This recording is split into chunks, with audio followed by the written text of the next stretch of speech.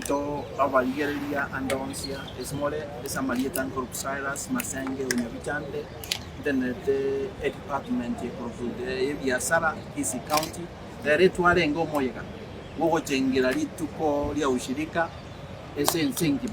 na intuga Kisii twali chengere so gwagare ya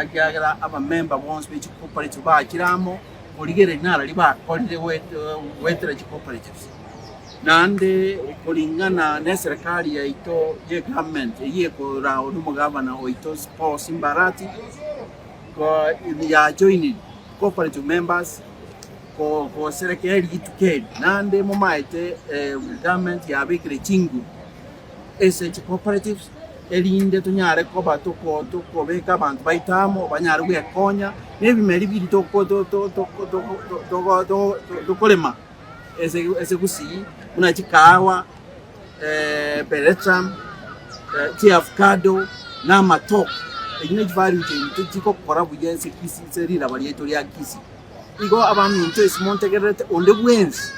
otaracho ine cooperative raso ese cooperative eneri tuko obwende kurigereri kero muntu cyo ine cooperative na serikali yabikire chinguru cya ese cooperative cyare ine rengira toko chukusuka ujimoto na ndende ko imbisha abantu abake youths to join cooperatives kiagera boniga cooperatives yata ko embrace ke tukura technology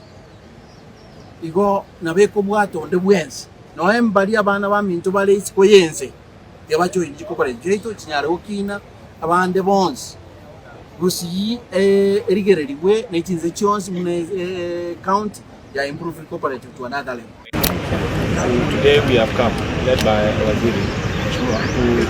do housekeeping and celebrate the International Day of Cooperative. To look at where are we as the cooperative movement of Kisii and what have we been able to do for the last 1 year. Celebrate those cooperatives that have done well and look forward. Plan on how we are going to look forward as a government to ensure that the movement of cooperative in Kisii is thriving as we have done for the last maybe 20 years. So we don't have much to say, but to say that as a movement, we are happy that we have done well for the last 1 year. And today, as a government, we are now looking forward to doing better than we have done for the last 1 year. So thank you very much, members of the state. Of course, we know there are a few challenges that are facing, and that is why there are those, we have had issues of membership, we have had issues of performance,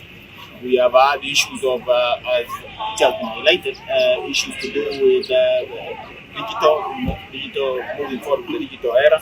But you see, that is why Waziri has said that he is encouraging that there is a bill at the Senate that is told us in the last 1 year